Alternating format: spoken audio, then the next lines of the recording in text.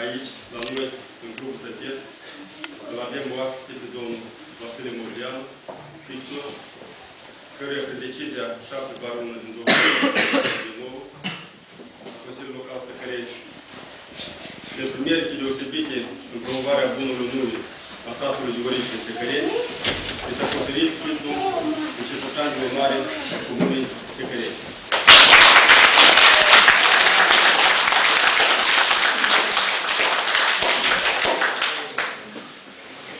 Născut la 19 martie 1955, în anul 1978 a condus o școală de arte clasice Repin de oraș Chișinău. În 1986, Institutul Poligrafic din Moscova. În 1990, este membru al Uniunii Artiștilor Plastici din Republica Moldova, iar din 1998 și al Asociației Internaționale a Artiștilor Plastici din cadrul Universității.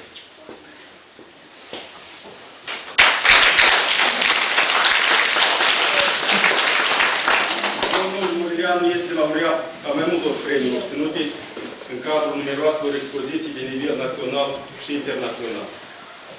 Operele sale se află în colecția Muzeului Național de Artă din Chișinău, Muzeul de Artă din Tulcea, România, în colecții particulare din Republica Moldova, România, Franța, Rusia, Statele Unite ale Americii, Germania. A ilustrat nenumărate cărți a marelui poet Grigore Vieru, a marelui prozator Mihail Sadoveanu, a poetesei Claudia Partori și a multor altor autori. Aceste cărți au fost cucerite de către costăteanul nostru prin lupte, luptă pentru viață, luptă pentru atingerea scopului propus. Pentru mine, Vasile Mogileanu a fost și este un model, un exemplu când un simplu copil de la țară, prin lupta și munca sa zi de zi, a obținut ceva măreț. Când încă mic copil, fiind, lovit de soartă, s-a ridicat și s-a înălțat. S-a înălțat mult mai sus ca noi toți, permiteți-mi ca în această atmosferă solemnă să îmbrăcăm domnului Vasile Mogileanu eșarfa de cetățean de onoare a Comunei Săcărei și să-i înmânăm diploma respectivă.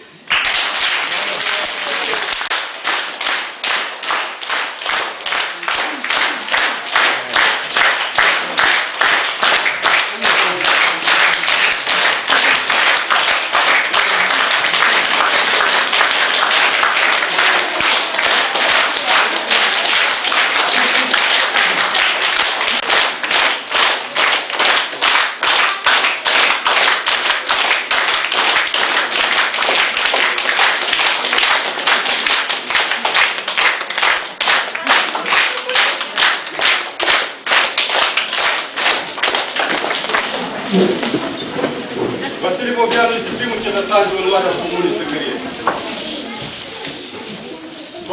Foarte mult mi-aș dori să nu fie unicul. Cine poate promova bunul nume a satelor noastre? Un mare artist sau un campion european? Un profesor sau un medic emerit? Un cavalier al unei înalte distincții de stat sau un mare om de afaceri? Și mulți alții care au făcut ceva măreț pentru comunitatea noastră. Oricine care își pune în față scopuri și luptă. Luptă fără cruțare, spre a le atinge, luptă așa cum a luptat și luptă Vasile Mogileanu.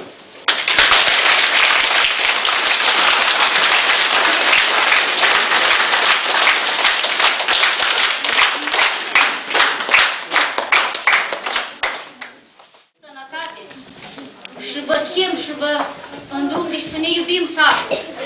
Poate pentru alții li se pare că nu este chiar așa de frumos. Dar fiecare trebuie să ne iubim satul, fiindcă aici ne-am născut, aici am crescut, aici ne sunt rădăcinile. Îi mulțumim domnului Vasile, care într-adevăr este un exemplu pentru noi, pentru mine în primul rând. Și a făcut atâta ca să fie satul nostru vestit. Îi mulțumim domnului primar primăriei, care într-adevăr stăluie.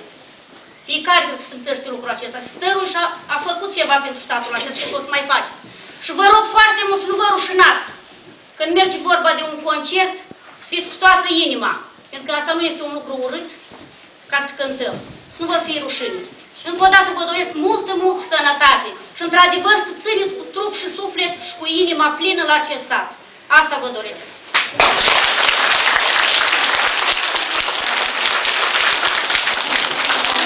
Dragă Alexandru, știu că tot timpul activez aici și lucrez cu copiii.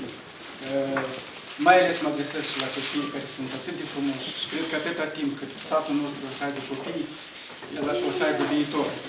Asta este precis. Pentru că totuși până la urmă, toți oamenii care chiar au plecat în străinătate, eu sper că ei o să întoarcă acolo de unde s-au născut, pentru că păsările se întorc la cuiburile lor, dar minte oamenii care au atâtea sentimente. Așa că eu cred în valoarea acestui sat și în perspectiva lui. Eu foarte mult mă bucur pentru dumneavoastră că s-a format un colectiv de oameni în frunte cu primarul și au realizat așa lucruri frumoase cum este acest club. Iată, clubul acesta e atât de frumos. Eu prima dată m-am fost strânsul, n-am fost din 2007, când tot a fost o adunare, dar el avea cu totul alt aspect. Acum mă uit, tot e modern, tot e frumos. O mobilă atât de frumoasă, atât așa scaune frumoase s-au cumpărat. Și în afară de asta, deci am văzut că cimitirul s-a făcut un gard foarte frumos, o poartă frumoasă. S-a făcut o denumire a satului. Într-un cuvânt, eu văd colectivul ăsta de oameni care există și care lucrează în sat, ele fac niște lucruri extraordinare, anume pentru sat. Și asta e numai ceea ce eu am văzut cu ochii, ceea ce văd. Dar probabil că dumneavoastră știți mai multe lucruri frumoase care se realizează aici. Referitor la această mare sărbătoare care în sufletul meu și prima dată sunt onorat într-așa o măsură de mare, deci da, vă mulțumesc foarte mult, într-adevăr e ceva. Sala asta, eu de mic copil vineam aici, iată așa cum sunteți dumneavoastră copilași mici, și mă trăgeam tot timpul ca să văd niște filme. Vreau să vă spun că în sat, în vremea aceea, nu era electricitate.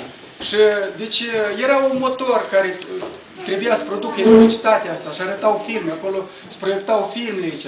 Dar pentru mine, e ca sala asta, unde vorbesc dumneavoastră amândoi toți, era așa ca o biserică, ca un hram. Pentru că eu aici nu mă putem să văd o lume interesantă și putem să aflăm multe lucruri din filmele astea. În afară de asta, Dumnezeu să le ierte. Aici a fost un om care a lucrat toată viața în camera asta, în clubul acesta, care îi spune Badea Pechea, eu îi spuneam, margine, așa, el cânta, vreau să zic, din acordeon. Și când nu-l vedeai pe omul ăsta, el tot timpul era foarte vesel și foarte amabil.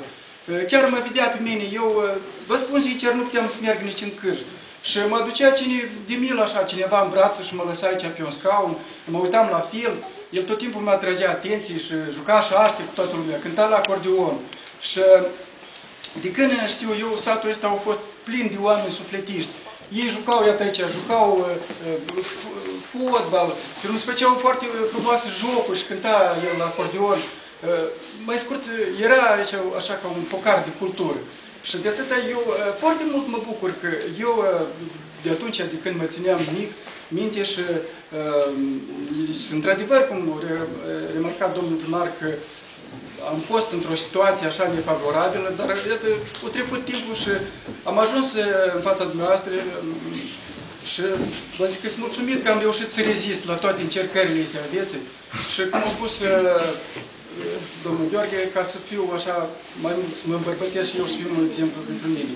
Dar dacă exemplul acesta dumneavoastră vă încurajează și vă îmbărbătează, atunci eu vă doresc numai succes în toate și să știți că dacă țineți la ceva foarte mult și iubiți ceea ce faceți, cu dragoste poate și cu, vă zic că, cu dragoste și într-una să speri la ceea ce tu dorești, toate visele se îndeplinesc.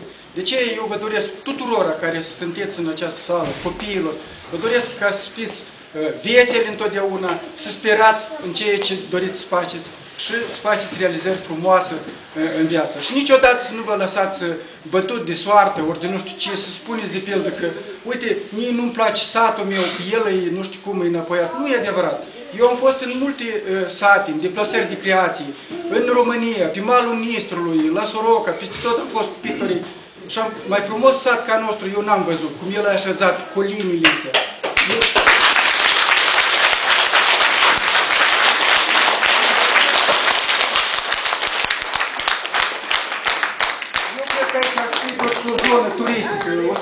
sau să vii în vârst.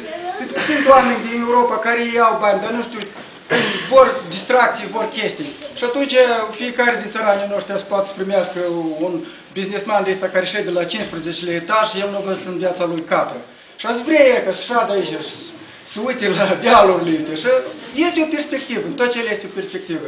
Eu cred foarte mult în satul meu și pe viitor, dacă să-mi dea Dumnezeu sănătate, eu o să mă stărui ca să, într-adevăr, în lucrările mele, să arăt frumusețea acestui sat și chiar să fac portrete la oameni. Dacă să reușesc să-mi dea Domnul sănătate, următoarea expoziție aș vrea ca să o organizez dedicat în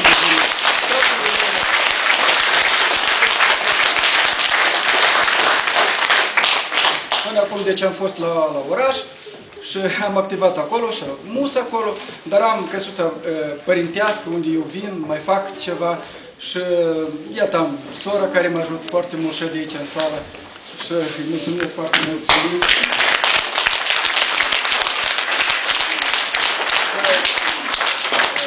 Vă mulțumesc pentru așa o mare onoare care mi-ați acordat-o.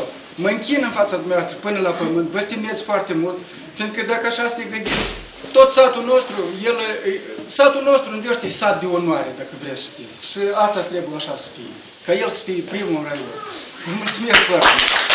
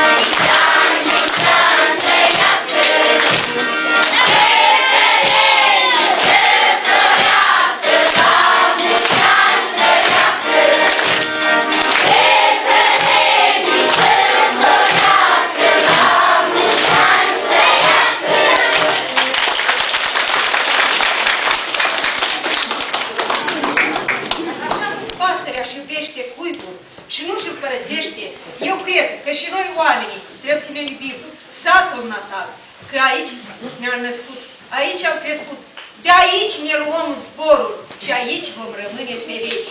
Nimic de mai scump de lume, nimic de mai scump, ca mama mea care mi-a dat nume și satul care m-am născut.